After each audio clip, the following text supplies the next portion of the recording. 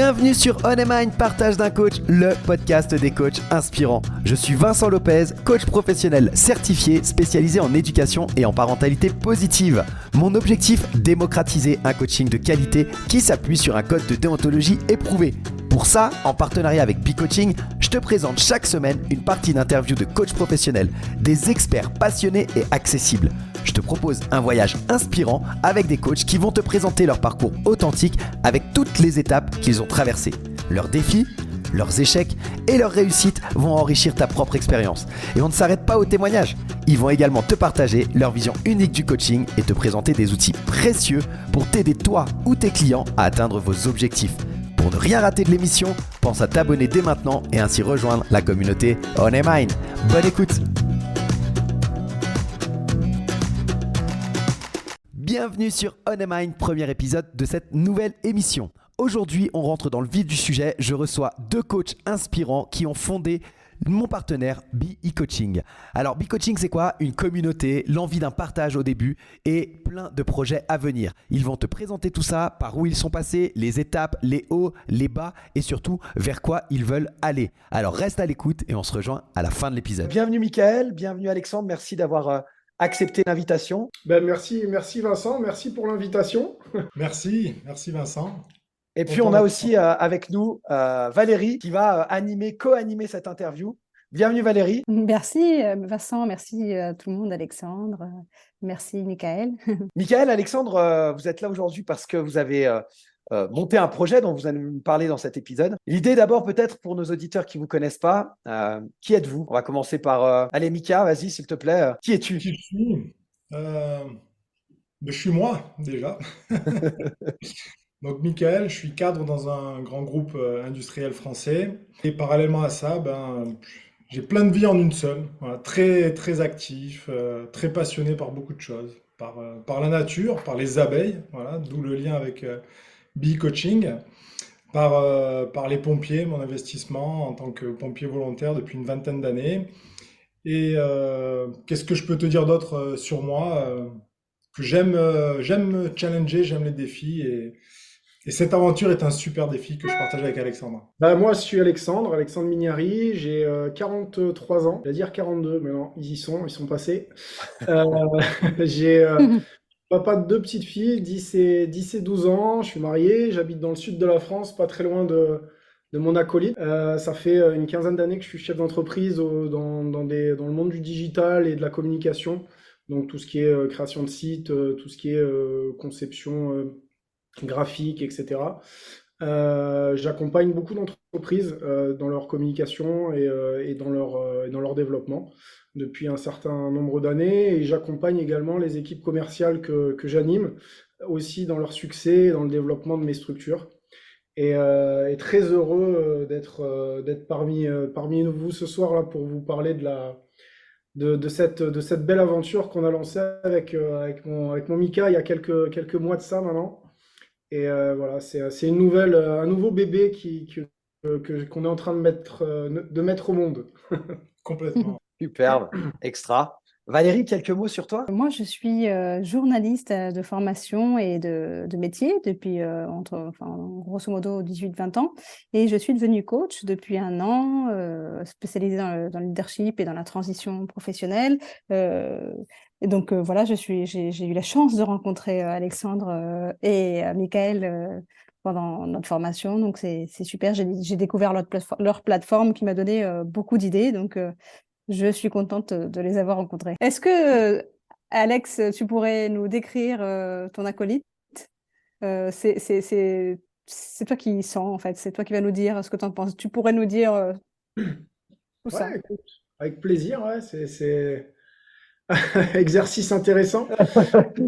Attention, pour les auditeurs du podcast, vous n'avez pas les vidéos, elles seront disponibles. Je vous dirai tout ça à la fin de l'épisode. Mais là, Mika, il a un peu peur. Là. Il se tient le visage. Il a un peu peur de ce qui va se passer. Non, écoute, Mika, ça a été une rencontre il y a déjà quelques années. On s'est croisés dans une formation sur l'intelligence émotionnelle, enfin une formation.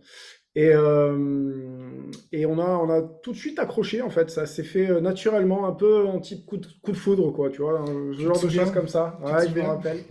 C'était bien.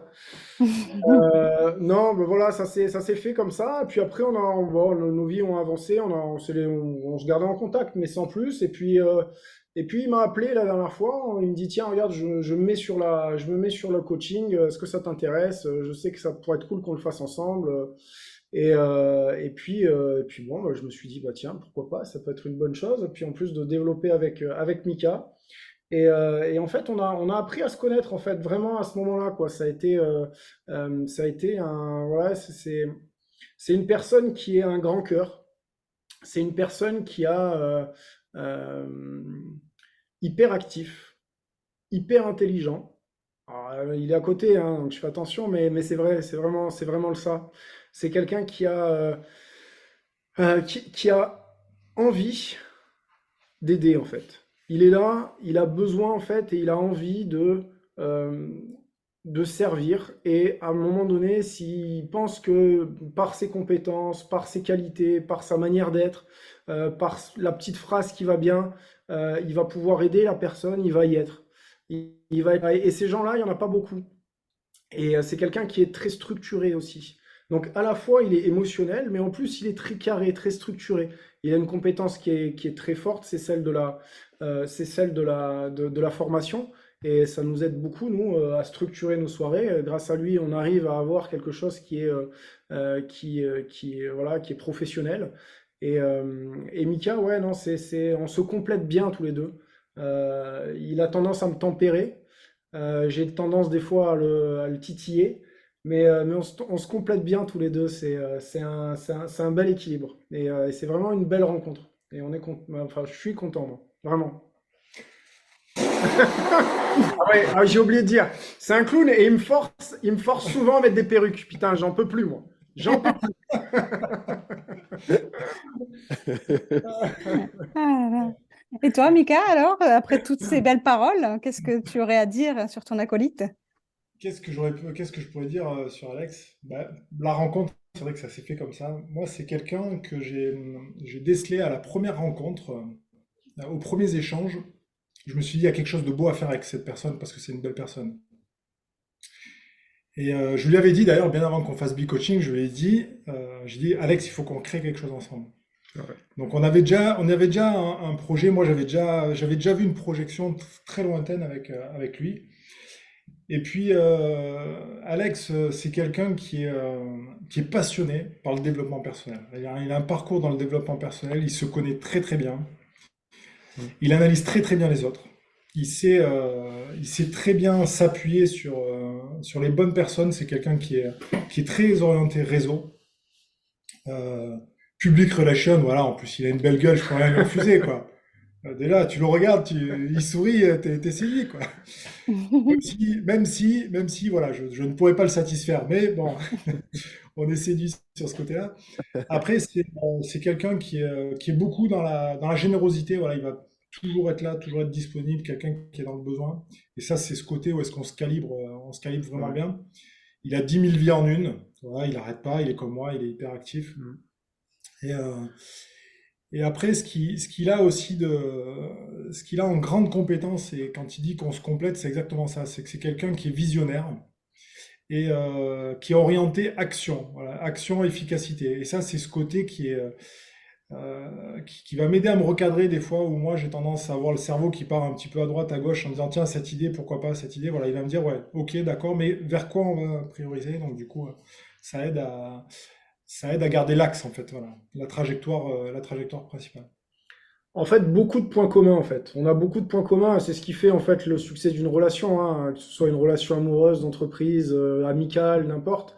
C'est ce qui fait, c'est les points communs, en fait, qui fait que ça se construit. Et c'est vrai que, naturellement, on a des points communs, on a des divergences, mais qui se complètent.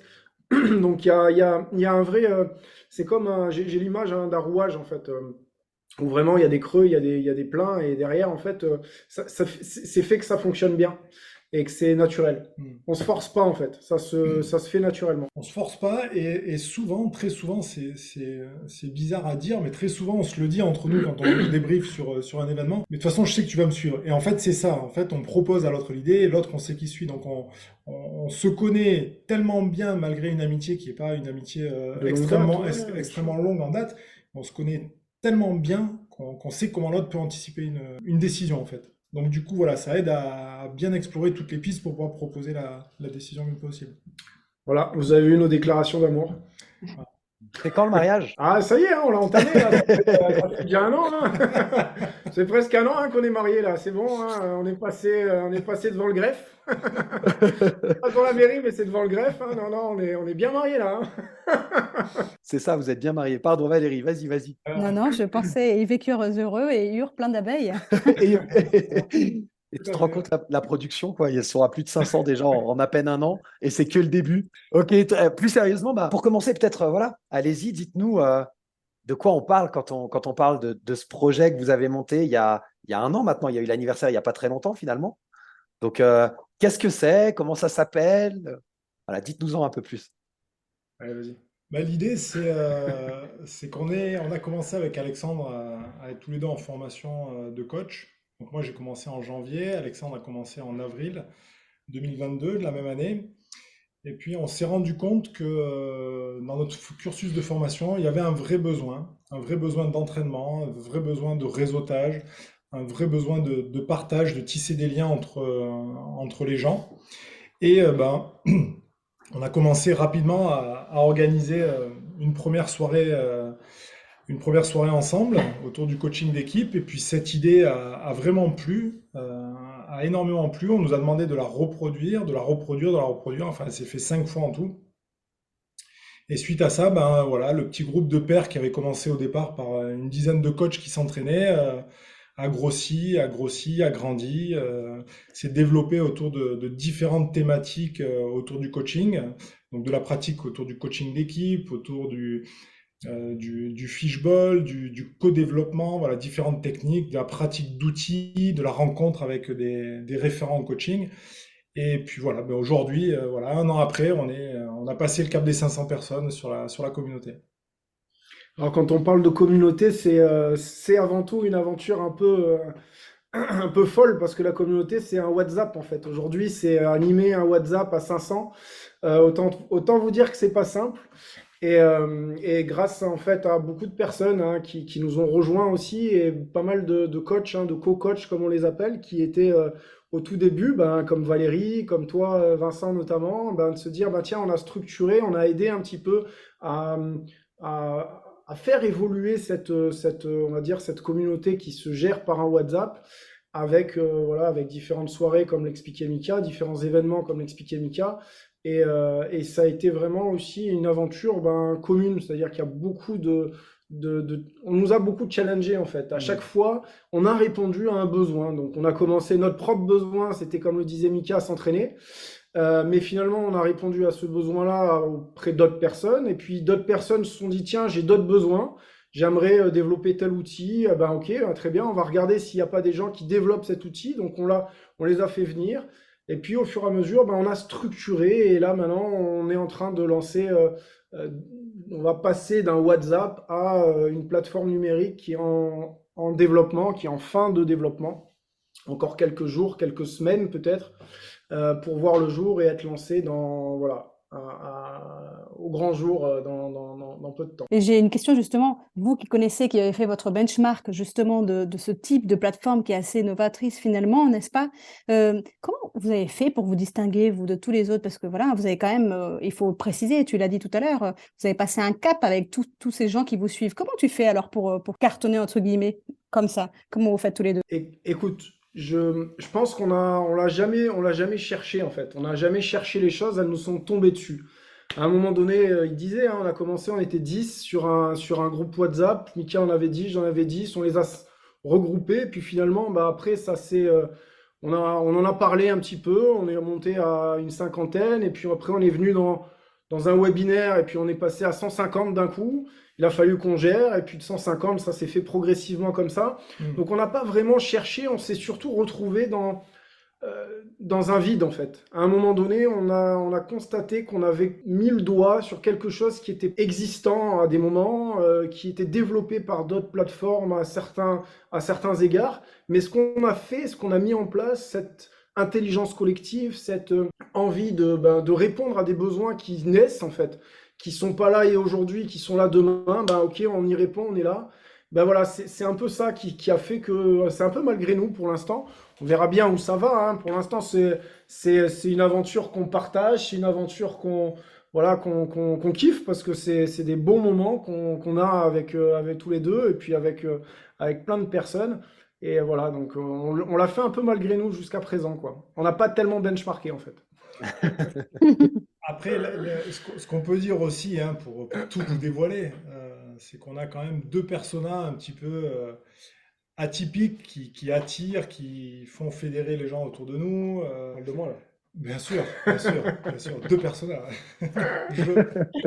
Deux personnages jeux, voilà, un petit peu atypiques qui aident à justement être sérieux sans se prendre au sérieux. Voilà, je pense que un des atouts que l'on a, c'est ça, c'est qu'on a la facilité avec Alexandre d'être à l'écoute de la communauté, de ses besoins, d'être très agile aussi pour pouvoir s'adapter et répondre à un besoin. On a vu récemment une demande d'intervention sur l'ikigai. En l'espace d'une semaine, il y a un groupe de 80 personnes qui s'est créé autour de cet outil. On a de suite pris contact avec des personnes qui sont spécialisées sur ce domaine. Et prochainement, on va pouvoir proposer une soirée avec cette thématique. Donc voilà, c'est ça, la flexibilité, la réactivité de ce collectif qui nous pousse, voilà, qui nous pousse vraiment en nous challengeant et à proposer de nouvelles possibilités pour une communauté qui est très curieuse et très demandeuse. Voilà. Une des particularités enfin, un des objectifs de ce podcast, c'est aussi de permettre aux auditeurs de se rendre compte des étapes qui sont à passer quand tu te lances dans le coaching, en tant que coach, en tant qu'entrepreneur ou autre, dans ce que tu dis et dans ce que vous êtes en train de dire. Moi, j'entends beaucoup, on est réactif, on répond à un besoin et en même temps, vous avez chacun votre vie de votre côté. Il y a eu beaucoup de travail en amont qui ont été fait, la gestion d'un groupe de 500 personnes, tu l'as dit, Alex. La modération de ce groupe-là, répondre à des besoins et d'un seul coup, un groupe de 80 qui se forme sur l'ikigai, paf, vous réagissez. Comment vous avez réussi à organiser votre temps pour mener ce projet à bien malgré vos vies respectives? Bah écoute, ça reste un travail d'entrepreneur, donc un travail avec de l'expérience. Moi, comme je disais tout à l'heure, ça fait une quinzaine d'années que je suis entrepreneur, ça fait une quinzaine d'années que je gère plusieurs structures. Et ça passe beaucoup par de l'organisation, de l'hyper-organisation. Donc on calibre les choses, on essaye de compartimenter notre journée. Et à chaque moment, on essaye de répondre à l'objectif qu'on s'est fixé dans la journée. En tout cas, voilà, on doit répondre à quelque chose qui se présente sur WhatsApp. Très bien, on le compartimente, on le met. Et puis on a une chance, c'est qu'on est deux. On est deux et on est plus que deux, on est même une trentaine parce qu'aujourd'hui il y a une vingtaine une 20, 30 personnes qui nous aident aussi en background derrière. Mais avec Mika, on a cette force, c'est que voilà, chacun soit prend un lead à un moment donné parce qu'il a du temps, parce qu'il est sur l'information, soit il laisse faire l'autre. Mais dans tous les cas, voilà, on a cette chance, c'est compartimenter, organiser et derrière déléguer aussi, se faire confiance et avancer comme ça. Il ne faut pas oublier les copains qui nous aident parce que c'est vrai que c'est un petit peu le moteur hein, qui pousse derrière les roues qui avancent. Hein. C'est un collectif d'une trentaine de coachs qui sont force de proposition sur des sujets pour lesquels on a besoin d'avoir un avis. Voilà, je repense à des moments où est-ce qu'on a mis en place certaines règles, où sans eux, on n'aurait pas pu avancer aussi vite. Pouvoir gérer des entrées très importantes sur la communauté, où derrière, il y a eu de l'intelligence collective pour pouvoir accueillir les gens, structurer, faire de la modération, faire de l'accueil, etc., etc.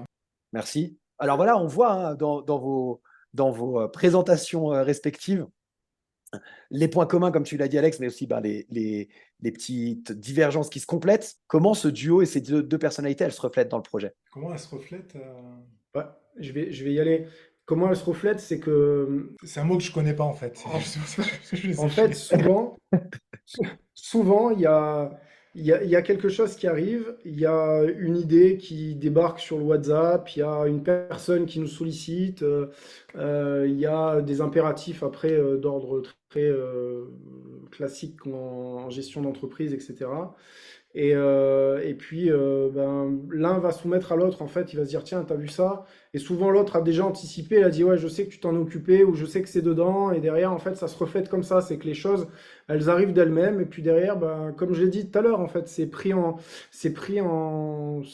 charge par la personne qui se sent le plus dans le timing, dans le temps, dans le moment, et puis dans les compétences. Puis après, moi, il y a des choses, par exemple, que je ne fais vraiment pas bien et Mika, vas-y, occupe-t'en. Inversement, il va me dire, putain, Alex, là, j'aimerais bien que tu le gères parce que c'est touchy, je pense que tu seras mieux que moi. Et en fait, voilà, il y a aussi cet aspect qui est important. Et ça a été quelque chose qu'on s'est dit vraiment, tu vois, avant de signer le contrat. Mais tu vois, c'est l'ego, en fait. C'est souvent, en termes d'ego, on essaye vraiment de se dire, ok, bon, on essaye de mettre ça de côté, on met l'ego de côté, en fait. Dans l'idée, c'est l'objectif premier, c'est le bébé, c'est de faire avancer, c'est de faire grandir. Et des fois, il y a des choses où on n'est pas forcément d'accord, mais on sait que l'autre, il a le lead dessus. On sait qu'il y a un truc en plus. Donc, on s'efface, on dit, ok, vas-y, on se range derrière toi, il n'y a pas de problème. On suit, on verra bien. L'entreprise, c'est des essais-erreurs. Donc, des fois, on se trompe, des fois, on y arrive. Puis voilà, on est aligné avec ça. Je ne sais pas si j'ai très bien répondu à ta question. En fait, je me suis un peu perdu dans mes pensées, mais je pense que c'est le cas, ouais. Non, c'est très clair, c'est très clair. Mika, ça te va comme réponse ou on cut et on recommence? J'aurais dit mieux que lui. Je laisse.